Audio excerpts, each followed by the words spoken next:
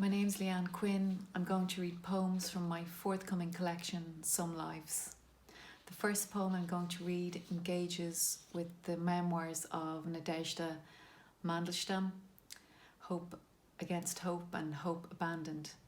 The poem references incidents in her husband Osip Mandelstam's life. And it starts with an epigram by Nadezhda, but miracles, as we know, are not repeated. The poem is called The Distant Past. This all happened in the distant past, when, in my borrowed coat, I buried a book. It was a time of miracles. I don't know if bad things come in 2s and 3s, or if luck bears its own pattern, but miracles cannot be repeated. I learned this quickly, if not easily, as I patted down my coat on the snowy street like someone being searched. Of course, I've been complicit too. So many people want only to make others happy. But why should I expect to be happy? Why do I go on misreading the signs at every turn? A man walks out in a dead man's clothes, still holding the shape of the dead man's body.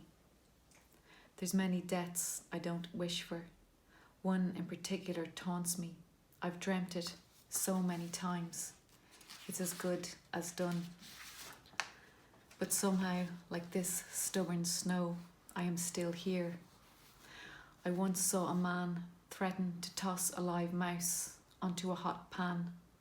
I know what the idea was, can still see the mouse dangling by its tail from his fat fingers. And that could probably sum it up. But as the snow sticks to the cuff of my coat, I glimpse from the corner of my eye the shade of a future where, warmed and absolved, we'll spend our time living this down.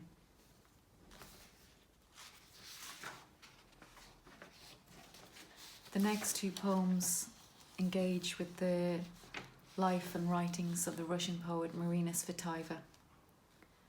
The first poem is called Any Weather and has an epigram by Tsvetaeva which reads, "Only my basic no remains." Yesterday we moved again from one room to another. I have refused the suburbs where life will simply not go. I'd rather be where it goes badly. I write letters today instead of poems, and tomorrow postcards will better suit this reducing down of myself to negatives. I used to think any weather. I used to think any state. Used to think anyone could carry any burden and still retain a handful of happiness, like a handful of grain. I used to have quite a cheerful nature, would go out in any weather. Now I don't think to go out at all beyond necessity, which is now my only state. I fear everything. I'm unable to suppress it. I have had no summer, but I do not regret it. As I write, I am almost ashamed to let you know I am here and still alive. I wrote the next poem after reading about Tsvetaeva's first encounter with the sea and how this encounter was a huge disappointment to her, as it did not in any way live up to the sea of her imagination. Not at all like the sea. And what kind of silence is the silence of seeing the sea behind glass as white waves crash without sound, without? The ridge of the waves is a ridge of ice covering the ridge of a mountain. The waves are tankers or roads revealed by tankers. Is that the sea? That's not the sea at all, not at all like the sea. And of course, how could it be? The sea holds you horizontal. What can I do with that? Waves cannot be walked. The sea can only bring me under, like love. I want to be high in the blue mountain. I want to be the mountain high in the blue, above this soft, above this silent sea.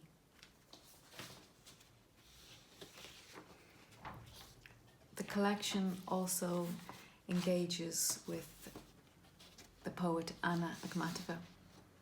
And this next poem I wrote after reading about a dream Akhmatova had where the secret police came for her husband, but instead of giving up her husband, she presents them with her son.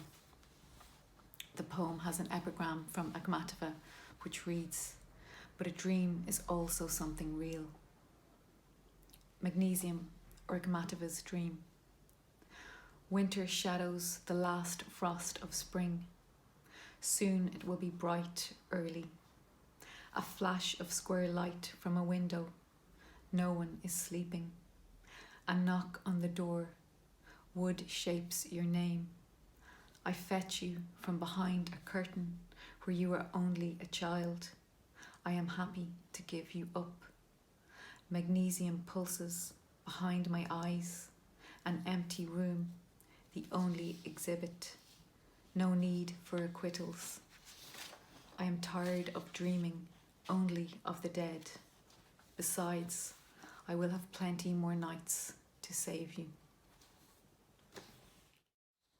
I was reading about the 19th century writer Samuel Burleigh Rowbotham, also known as Parallax, when I wrote this next poem.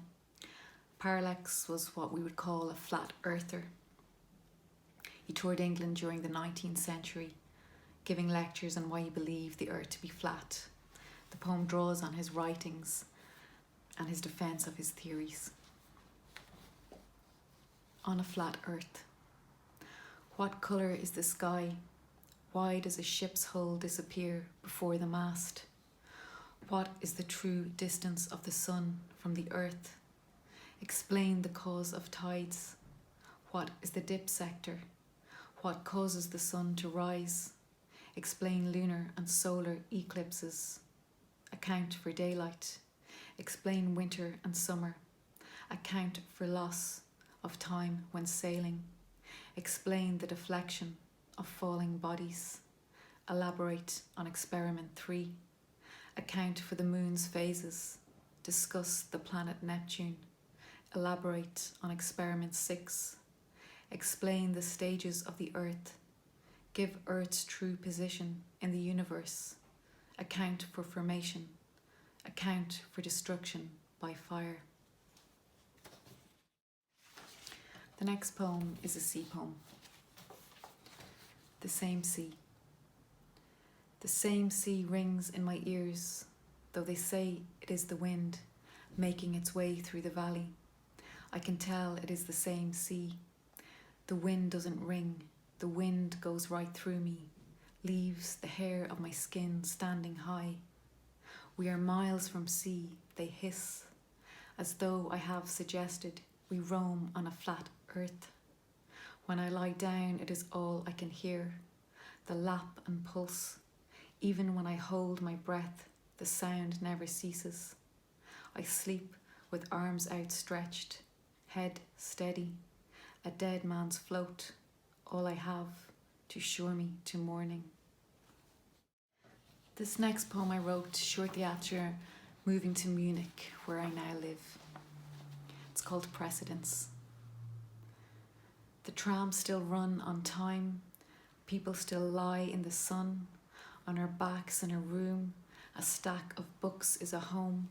We can still walk in and out of galleries, look at the sky and think it is a paint shade of blue we have waited to see.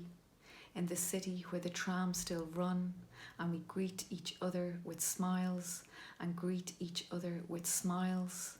While the trams still run, our hands are not too tight in each other's. And what precedence has this day over any other? We have lived in the cold, where the cold kept us pacing and our lips moving and your lips moving, your hand at your ear, where your blood echoes the blue, could be winter blue, where the ice grows grounding, the town, the river beneath, still seething, where nothing appears to move, it is moving as we are moving, in the coarse light of the tram, in the coarse moving light of the tram. This next poem is a winter poem. Smoke. Winter fills my lungs with smoke as I breathe in the new year in this old house. Winter of locked doors and empty rooms. Winter of ill winds and thrashing rains. Winter, was I always this afraid?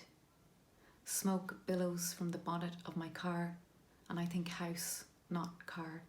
I think beautiful bonfire. I think your blood into flames, your charts into char. I think with your precision. Oh, how we both know precisely, more than the other now. You how to go, me how to go without. And yet here you are, asking from across another winter's divide. Are you okay? Answer first, and I swear. Smoke billows into the black sky, our lives for kindling. Ash will mark our loss in the morning. The final poem I'm going to read is the poem that precedes the long poem in the collection and the title poem, Some Lives. This poem is called Other Worlds. Courage, what courage? How can you say you would not survive in my shoes? The mud stinking beneath our boots, the house on stilts sinking. Love, what love? I see the dead poet on the bridge at night, walk where he walks. He doesn't know me, but knows I am there, incapable of leaving, incapable of staying. Cities, what cities? The train stops, starts, as though in a dream. I see an uprooted tree in a cloud. I think of the you that is and is not. No one departs. Lives, what lives? We are only resembling. The fish are turned out, already cooling in the pan. The old world ends, the other awaits.